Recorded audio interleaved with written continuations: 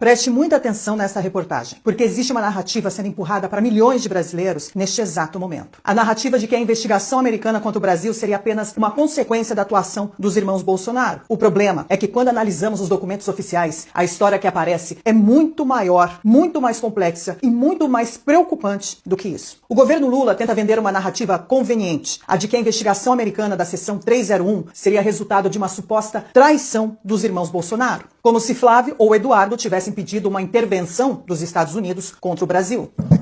O que eu quero dizer com isso é que esse filho do Bolsonaro consegue ser pior do que ele. E são, na verdade, vendilhões da pátria.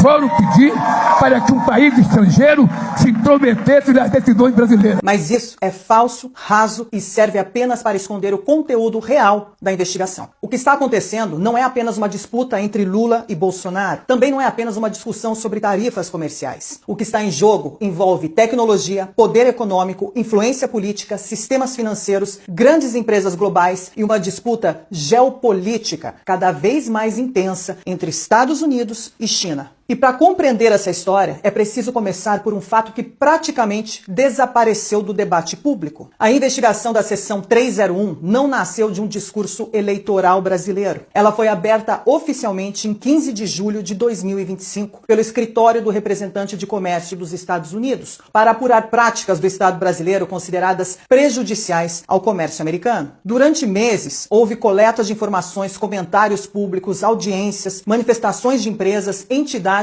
especialistas e do próprio governo. O relatório analisou 6 grandes áreas: o comércio digital e serviços de pagamento eletrônico, tarifas preferenciais, propriedade intelectual, combate à corrupção, acesso ao mercado de etanol e desmatamento ilegal. Ou seja, isso não é uma briga de família, é uma investigação formal de comércio internacional. Mas existe uma pergunta ainda mais importante. Por que isso acontece agora? A resposta passa inevitavelmente pelo cenário internacional. Donald Trump voltou à Casa Branca. Marco Rubio assumiu o papel central na política externa americana. A competição estratégica com a China voltou a ocupar o centro das preocupações de Washington. E nesse novo contexto, o Brasil passou a ser observado sob uma ótica muito diferente. Durante anos, divergências comerciais entre Brasil e Estados Unidos existiram sem produzir uma reação dessa magnitude. O que mudou foi exatamente o ambiente geopolítico, porque hoje Washington não observa apenas as tarifas e exportações. Ele observa as cadeias estratégicas de produção, os sistemas financeiros, infraestrutura digital, inteligência artificial, energia, minerais críticos e influência política. E é justamente nesse ponto que o Brasil se tornou relevante. Enquanto o governo Lula aprofundava relações com Pequim, fortalecia os BRICS e ampliava acordos econômicos com a China, os Estados Unidos passaram a enxergar o Brasil não apenas como um parceiro comercial, mas como um território estratégico dentro da disputa global por influência. É nesse contexto que nasce a investigação da seção 301. Ao final da apuração, os Estados Unidos concluíram que determinadas políticas brasileiras criam obstáculos, restrições ou desvantagens para empresas americanas. Como resposta, Washington propôs uma tarifa adicional de 25% sobre parte relevante dos produtos brasileiros exportados aos Estados Unidos. Embora diversos itens considerados estratégicos para a economia e para a segurança nacional americana tenham sido excluídos da lista. Entre eles estão os produtos ligados a cadeias críticas de suprimento, energia, aviação civil, minerais estratégicos e outros insumos relevantes para a indústria americana. A lógica é muito simples. Ao mesmo tempo em que os Estados Unidos buscam pressionar o Brasil em áreas consideradas problemáticas, Washington evita encarecer ou comprometer setores que considera essenciais para seus interesses econômicos, tecnológicos e de segurança nacional. E esse detalhe é importante. Se o objetivo fosse simplesmente punir o Brasil, bastaria taxar tudo, mas não foi isso que aconteceu. Porque a questão não é emocional, a questão aqui é